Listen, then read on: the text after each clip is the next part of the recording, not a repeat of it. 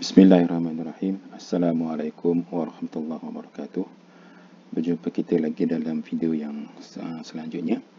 InsyaAllah pada hari ini kita akan membincangkan lebih lanjut mengenai dengan ayat statement dan ayat perbuatan ataupun jumlah ismiyah dan jumlah fi'liyah. InsyaAllah mari kita mulakan. Okey, dalam video kali ini saya akan berbincang lebih lanjut mengenai dengan apa-apa perkara yang patut kita ketahui mengenai ayat statement dan ayat perbuatan. Okey, sebelum ni kita dah belajar mengenai kalimah, kemudian status, kemudian ada ayat.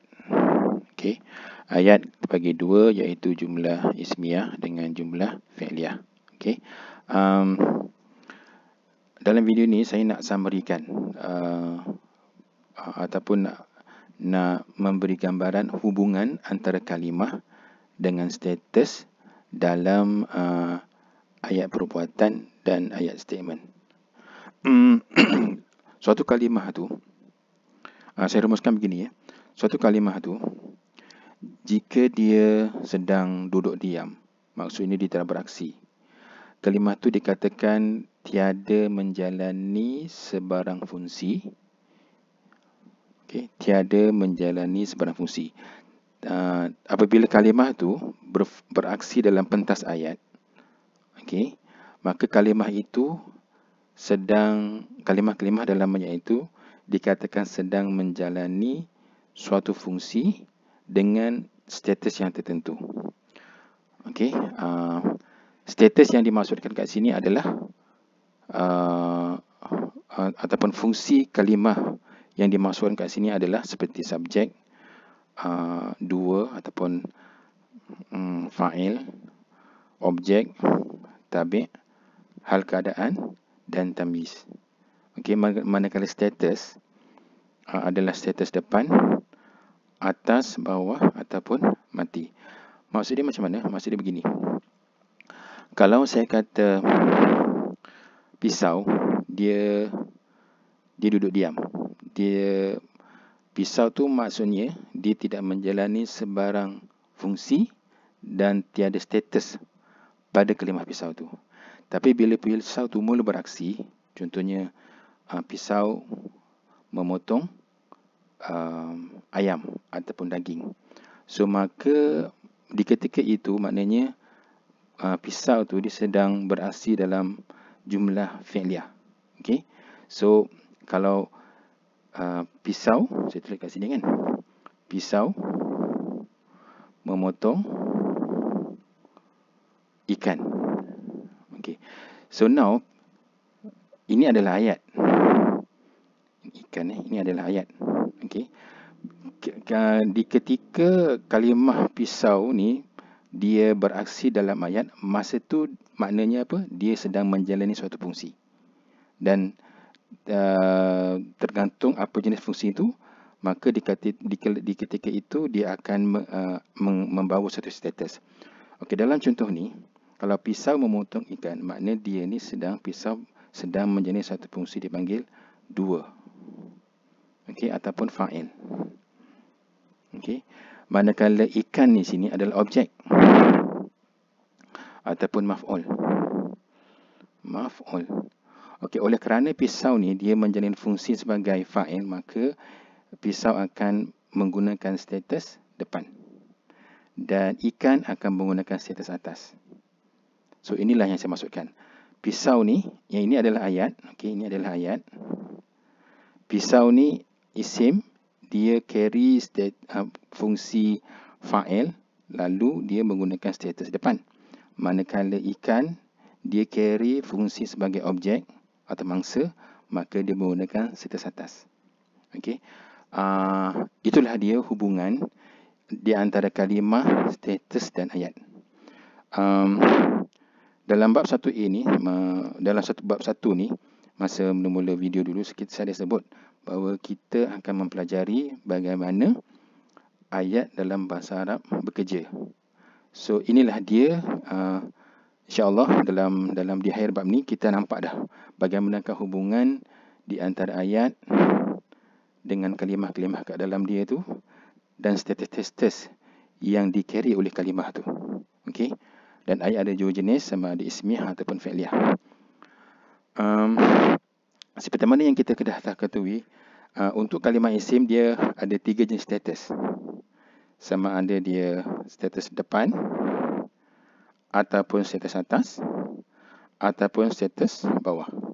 Arab dia dipanggil marfu' ataupun rafa', atas mansub ataupun nasab, bawah majrur ataupun jar. Marfu' je macam ni.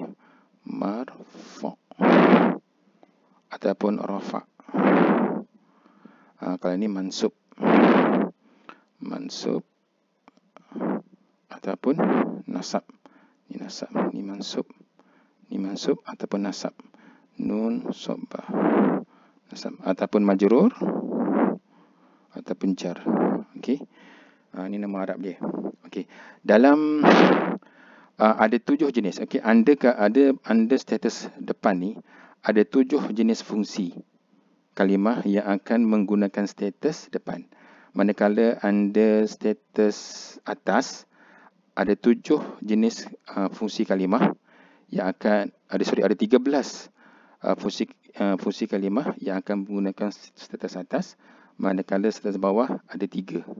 So insya-Allah nanti dalam bab 7 tak silap saya, kita akan bertemu dengan secara detail apakah dia 7 fungsi kalimah tu untuk rafa', 13 untuk nasab dan 3 untuk jar. Okey. So kita akan jumpa dengan itu semua tu insya-Allah. Ini kalau kalimah isim. Kalau kalimah fi'il saya tak tulis tapi boleh saya sebut kat sini. Fi'il dia ada 3 status juga. Sama, depan, atas dengan mati. Okey, untuk fi'il tak ada bawah. Okey, tak ada bawah. Kalau untuk isim pula yang tak ada apa? Yang tak ada adalah mati untuk isim isim tak ada mati. So itulah dia hubungan antara kalimah, status dan ayat. Status ni dalam saya pernah sebut sebelum ni, dalam bahasa dia panggil i'rab. I'rab. Dipanggil i'rab. Manakala kalimah ni adalah kalimah lah atau perkataan, ayat ni adalah jumlah. Okey, manakala jumlah ismiyah, ni ejaan dia. Ayat jumlah ismiyah ni sebenarnya adalah ayat statement, manakala jumlah fi'liyah ini adalah ayat perbuatan. Okey. Subjek dalam bahasa Arab dipanggil mubtada. Mubtada. Kalau dua dipanggil fa'il. Kalau objek dipanggil maf'ul. Okey, maf'ul. Kita dah belajar ada 5 jenis maf'ul. Okey.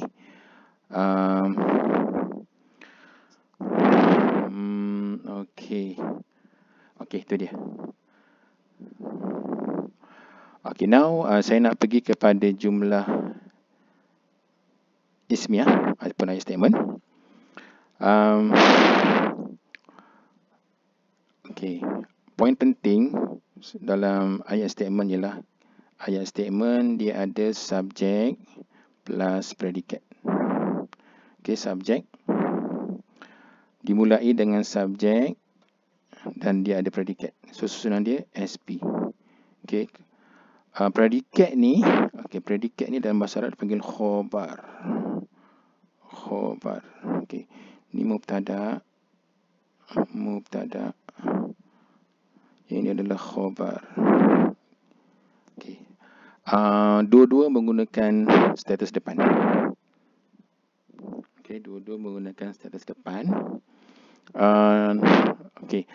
Namun kadang-kadang susunan SP ni dia boleh terbalik dalam jumlah ismiyah. Maknanya kadang-kadang boleh juga terjadi daripada predikat mula dulu, kemudian barulah subjek. Ini pun still dapat dikatakan sebagai ayat statement ataupun jumlah ismiah.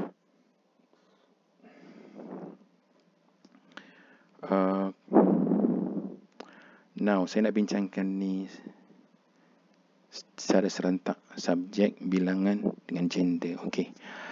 Dalam kalimah isim, dalam kalimah isim dia ada property. Ini saya akan sebut secara ringkas, tapi nanti insya-Allah dalam bab 2 saya akan sebut lebih detail. Saya akan sebut secara ringkas. Dia ada property. Property ni maksud dia apa? Property dari segi property yang pertama sekali adalah dia punya status. Sama ada dia depan ke, atas ke ataupun bawah. Itu property pertama. Yang kedua adalah mengenai dengan bilangan. Sama ada di bilangan 1 ke ataupun 2 ataupun banyak. Kemudian dia ada gender. Gender ni sama ada dia maskulin ataupun feminin. Kemudian dia ada kespesifikan. Kespesifikan sama ada spesifik ataupun umum. Okay, now saya nak bincang pasal benda ni. Sebab ini akan mencirikan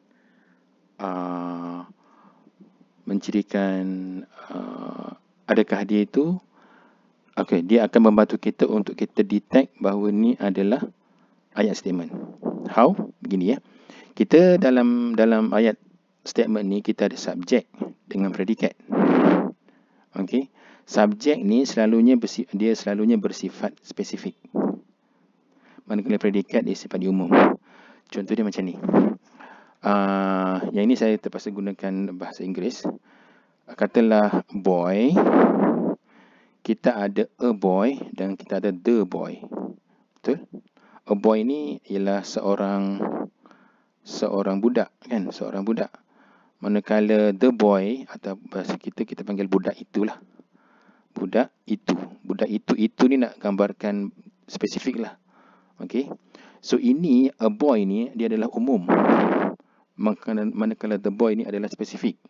So untuk subjek dia akan menggunakan yang spesifik. Manakala predikat dia akan gunakan umum. Saya bagi contoh macam ni.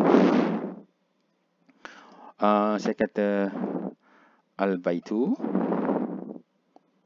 Al-baitu ini adalah rumah. Al-baitu kabirun. Kabirun.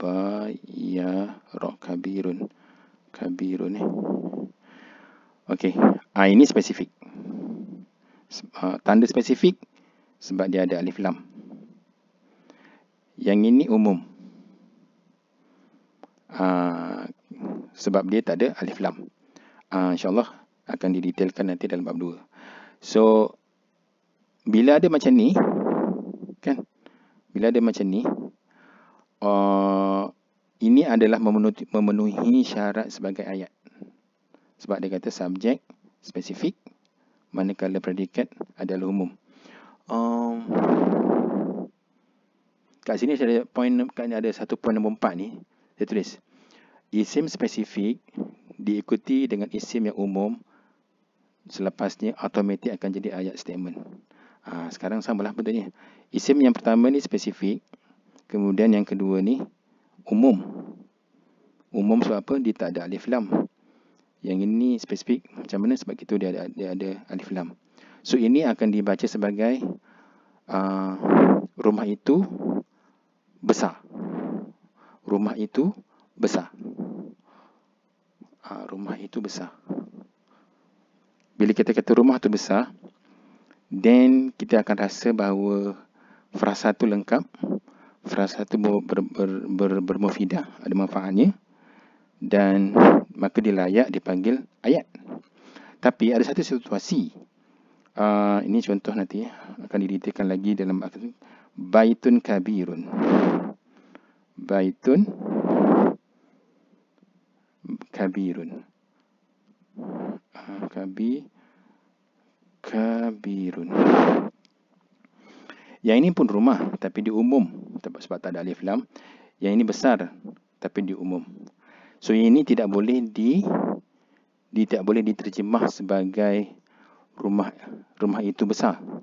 Dia diterjemahkan sebagai rumah yang besar itu ataupun rumah yang besar. Dia kena baca sebagai rumah yang besar. Manakala ini, yang ini kan, kita boleh, sebab dia ayat, maka kita akan sudahkan terjemahan itu sebagai rumah itu besar. Manakala yang ini bukan ayat. Tak boleh ditakrif sebagai ayat. Sebabnya apa? Sebab baitun ni di umum. Okey, di umum. Kenapa umum? Sebab dia tak ada alif lam. So kita kata di umum. Kalau macam ni, dia punya terjemahan tu rumah yang besar. Okey, rumah yang besar. Rumah yang besar ni sebenarnya dia adalah frasa sifat. Dia nak kata rumah yang besar. Tapi dia masih tak lengkap. Ada apa dengan rumah yang besar tu? So dia tak explain dalam sini. So yang ini bukan ayat statement ni. Ini bukan. Tapi dia frasa sifat. So kalau dari kita terjemahan pun, kita dengar rumah yang besar. Maknanya tak ada, tak sempurna. Tak sempurna, tak ada manfaat yang kita boleh diambil. Kita boleh kata dia frasa sifat saja, tapi dia bukan ayat lengkap. So itulah perbezaan ataupun kepentingan untuk mengetahui bahawa subjek tu dia mesti bersifat spesifik, manakala predikat bersifat umum. So itu poin pertama. Yang kedua pula, segi bilangan. Bilangan ni antara subjek dengan predikat mesti berpadanan. Sebagai contoh kat sini kan, ini adalah al-baitu. Okey, al-baitu bilangan dia 1. Kabirun bilangnya pun 1 juga. Ini yang dimasukkan di perpadanan. Kalau katakan rumah, kita nak kata rumah yang bersatu ada 2 biji rumah kan. So kita akan kata al-baitani kabirani. Dia punya hujung tu different kan. Al-baitani kabirani. Itu maknanya 2 rumah itu besar. Ini nak beritahu dalam ayat statement, dalam jumlah ismiyah, bilangan antara subjek dengan predikat adalah berpadanan. Okey. Macam mana nak tahu atau nak konstruk al-baitu ataupun nak pilih al-baitu ke al-baitani, macam mana nak represent 2 tu sebagai al-baitani, itu semua akan diterangkan dalam bab, insya-Allah dalam bab 2 nanti. Okey. Kemudian dari segi gender,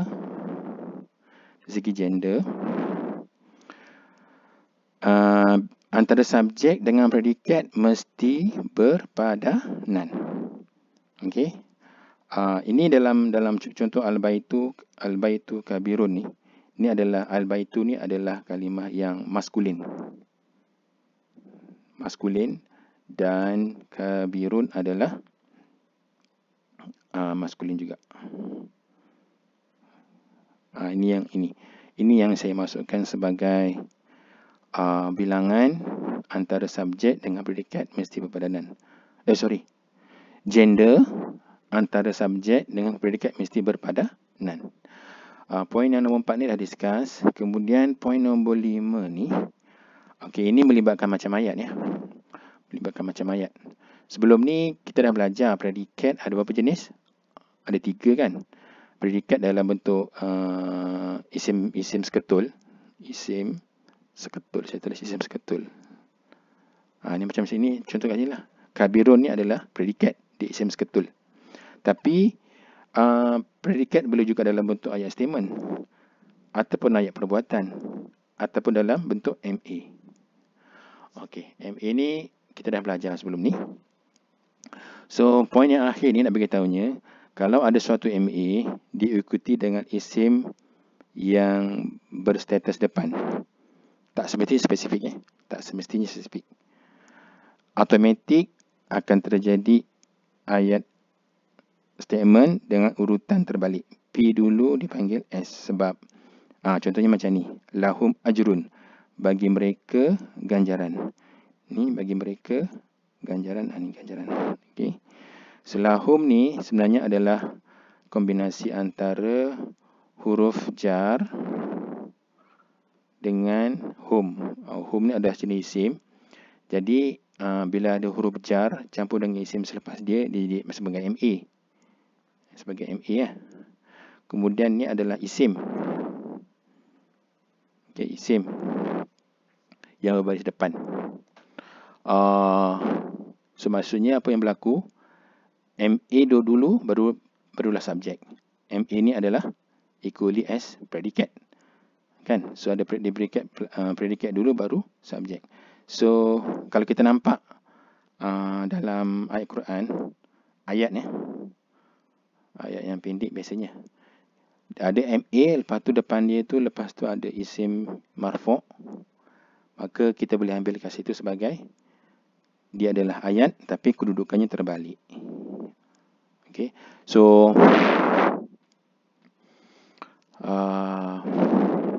itu dia berkenaan dengan ayat statement. Okay. Now kita move kepada ayat perbuatan. Ayat perbuatan. Okay. Dalam ayat perbuatan, dia ada satu verb. Okay. Ada satu verb. Okay. Sorry, saya baca ayat dia. Suatu perlakuan tidak akan terjadi jika tiada dua. Of course lah kan. Bila ada pelaku barulah terjadinya perbuatan. Okay. Yang bersekali dengannya. Maknanya antara perbuatan dengan pelaku dia memang rapat sekali. Dengan rapat sekali.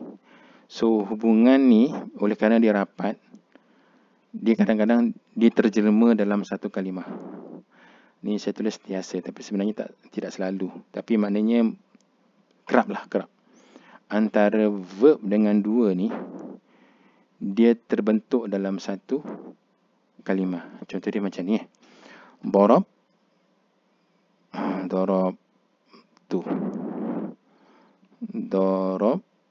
Darabtu ni adalah saya pukul. Saya telah pukul. Di satu kalimah. Kalimah fa'il. Okey.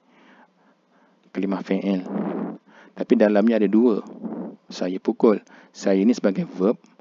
Dua ni adalah saya ni adalah dua. Okey, dua ataupun fa'il. Manakala pukul ni adalah verb. Fa'il. So oleh kerana ada verb dan ada dua, kan? Maka dia telah memenuhi apa ni? Dia telah memenuhi ciri ayat, iaitu ayat perbuatan. Kan kita dah belajar sebelum ni. Ayat perbuatan ada verb, kemudian diikuti dengan dua. Now, lengkap. Ada verb dan dua. Walaupun dia dalam satu kalimah. Fi'il. So, oleh itu, fi'il sebenarnya juga adalah satu kalimah fi'il tu juga sebenarnya adalah ayat. Ini yang saya nak bagi tahunya. Fi'il dia adalah ayat juga. Sebab apa? Dalam fi'il tu ada dua dengan ada verb. Okey. So itu benda yang penting saya nak bagi tahu kat sini. Poin pertama. Poin kedua, satu kalimah dalam ayat boleh bertukar urutan. Biasanya urutan asal dia verb dulu, kemudian dua dengan objek. Okey, yang ini yang wajib kan, verb dengan dua. Yang ini objek dan maklumat pelengkap yang lain.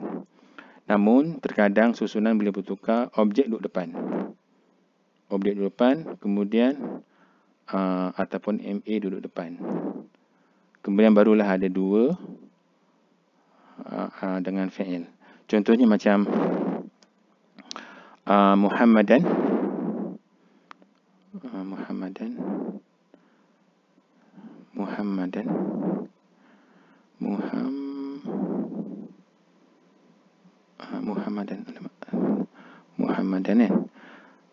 Muhammadan darabtu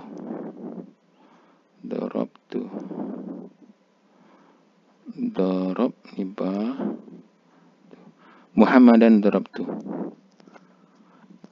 Akan Muhammad saya pukul. Okey, akan Muhammad saya pukul. So situasi ni terjadi mungkin nak bagi tahu bahawa ada penekanan yang nak diberikan kepada Muhammad, sehingga kan dia terpaksa didepankan. Biasanya kita akan macam ni, darabtu Muhammadan, tapi boleh juga berlaku di mana Muhammad duduk awal, Muhammadan, mana objek duduk depan, barulah ada verb dengan ada dua. Okey, tu ni mewakili saya, daraba ni pukul, Muhammadan ni adalah objek. So nak bagi tahunya boleh berlaku perubahan kedudukan dalam ayat perbuatan. Itu poin yang kedua. Poin yang ketiga ialah, okey, dalam verb ada situasi dipanggil dua dalaman dengan dua luaran. Maknanya pelaku dalaman dengan pelaku luaran. Maksud dia apa? Kalau macam ni, contoh dia macam darabtu kan. Darabtu. Darabtu ni apa? Saya memukul. Saya pukul. Okay, saya pukul ni dipanggil, saya ni sebenarnya dikonsider sebagai pelaku dalaman sebab saya duduk dekat sini. Tu ni maksudnya saya, dan dia combine dengan perkataan pukul. Daraba, so dekat dalam. Tapi nanti boleh ada situasi dia panggil pelaku luaran. Macam ni. Yang ini kita daraba Aliyun. Ini maknanya Ali memukul. Ali pukul. Ali kat sini dia di luar dari perkataan daraba. So dia gunakan dua kalimah. Kat sini satu kalimah kan, saya pukul. Ini Ali memukul, dua kalimah. Ada satu, ada dua kalimah. So ini situasi dipanggil dua luaran. Tapi dua luaran ni dia ada ni, okey, ni samalah. Yang ni sama. Dua luaran ni dia ada carefully sikit. Kalau dua luaran, then antara dua luaran dengan gender, bagi dua luaran, gender antara verb dengan dua mesti berpadan. Contohnya macam mana? Maksud gini. Ni daraba Aliyun kan. Tapi kalau katakan jamilatun. Jamilah tu perempuan kan. Kalau saya nak kata jamilah yang memukul, jamilah pukul, maka kat sini dipanggil darabat. Okey, darabat. So kalau darabat ni adalah daraba tapi yang untuk perempuan. Okey. So itu antara rule yang kita kena ketahui bila melibatkan ayat perbuatan. Tadi kalau dekat ayat perbuatan, dia ada subjek, ada bilangan, ada gender.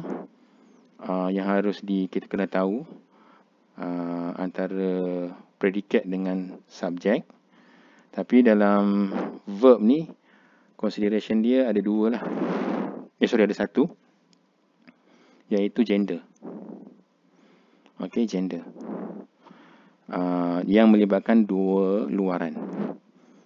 Kalau yang pemukul tu perempuan, kena pakai perempuan. Kalau pemukul tu lelaki, kena pakai lelaki, daraba.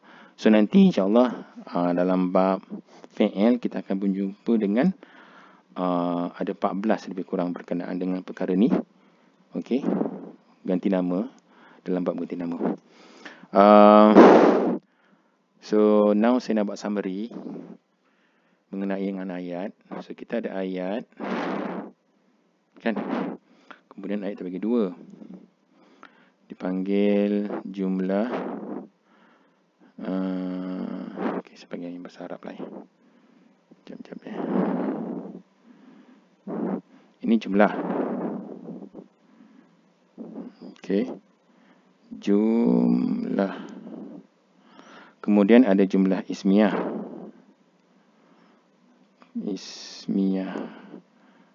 Ni okey, jumlah ismiyah. dengan jumlah fi'liyah.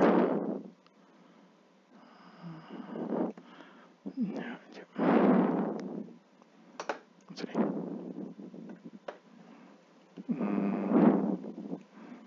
Saya padam sikit dulu ni. Jumlah ismiyah. Alif, Sin, Mim, Ya, Ha. Jumlah ismiyah. Kemudian jumlah ismiyah ni dia ada apa? Dia ada fi'il. Kemudian dia dengan ada sorry, bukan ismiyah. Sorry, silap. Jumlah ismiyah dia ada mubtada dulu, mubtada, kemudian diikuti dengan khabar. Okey, diikuti dengan khabar. Ini adalah subjek, ini adalah predikat. Okey.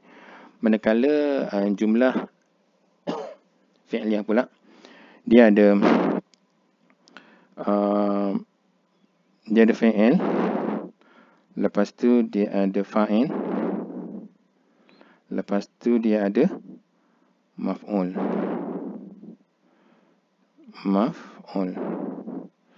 Ada fa'il dengan fi'il. Okey. Kemudian ni saya kemudian kita ada apa lagi? Kita ada hal. Dan hal ni adalah hal keadaan ni. Hal keadaan. Dan kita ada tamyiz. Tamyiz ni sebenarnya adalah satu isim yang menjelaskan kesamaran. Isim yang menjelaskan kesamaran.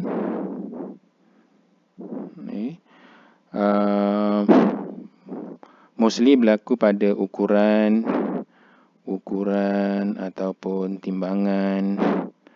Okey, timbangan.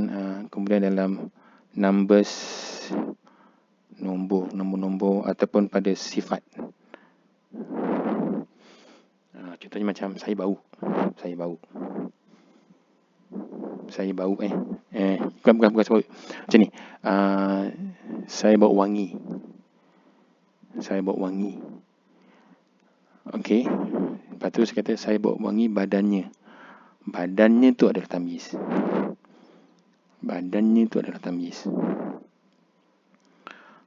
Kita tak boleh kata badannya tu adalah maf'ul. Okey. Nanti bila sampai bab, insya-Allah bab 6 kot. Bab 4. Bab 4 atau bab 5 kita akan berjumpa. Sebab ni semua ni ukuran timbangan ni. Ukuran timbangan numbers ni. Nanti dia akan menagih satu benda lagi. Apa benda? Katakan 3 kilo. Saya beli 3 kilo. 3 kilo tu, 3 tu adalah maf'ul bih. 3 kilo daging. Daging tu tamyiz. Okey. So itu sekitar mengenai tamyiz. So tamyiz ni dia berguna. Okey, saya mula sini. Mula dulu mubtada. Mubtada ni statusnya depan. Khabar statusnya depan. Fa'il kalau tak ada penyebab dia boleh status depan ataupun dia status asal. Saya katakan status asal sebab ada fi'il yang kaku dan ada fi'il yang nampak ada baris depan. Fa'il ni depan. Maf'ul bih ni atas. Okey. Kemudian hal ni baris atas. Ini saya cerita status tau. Status tamyiz ni atas.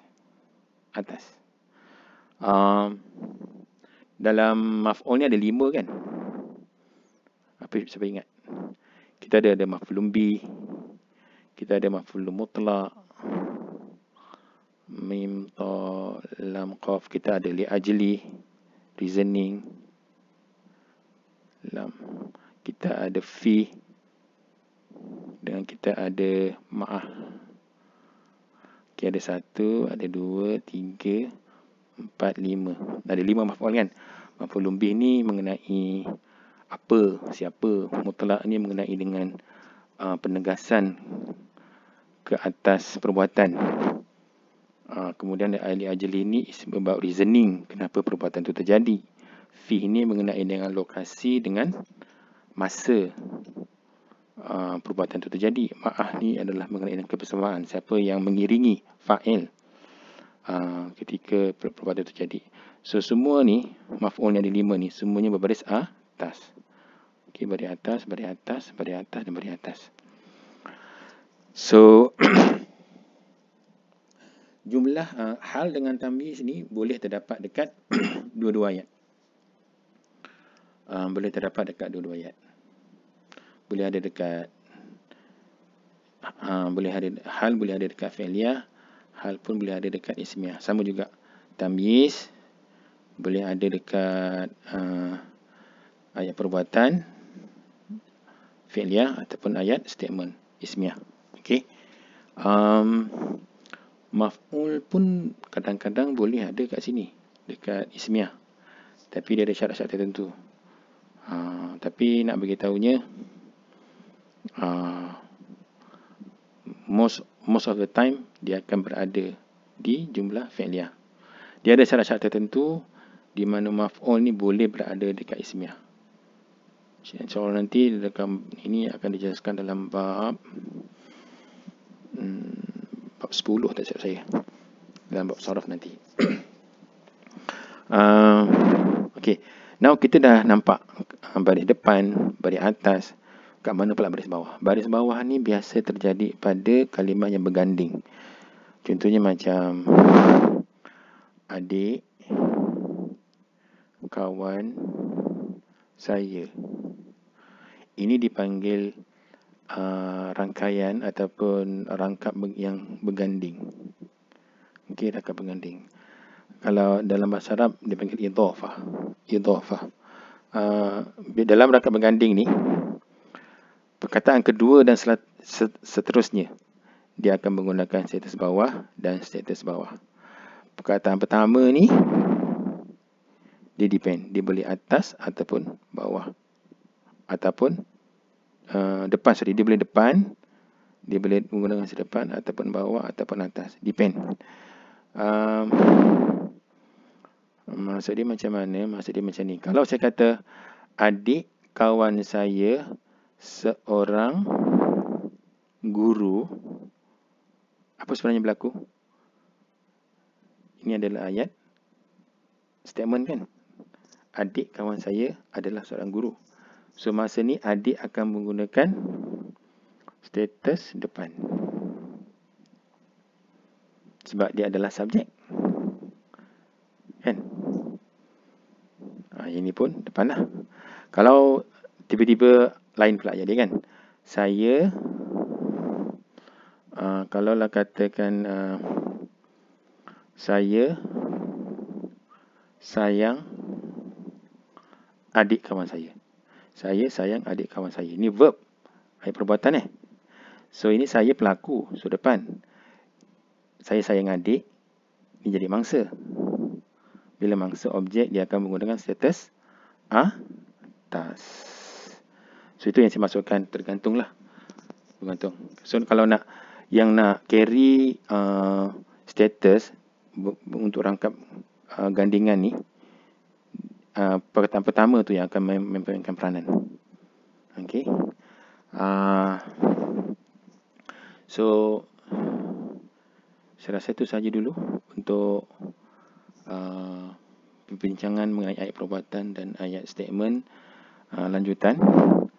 InsyaAllah kita saya rasa tamatlah dulu video-video untuk bab 1 ni. Ini adalah video yang terakhir untuk bab 1. InsyaAllah kita akan berjumpa lagi nanti dalam video untuk bab kedua. Sekian. Wabillahi taufiq wal hidayah. Wassalamualaikum warahmatullahi wabarakatuh.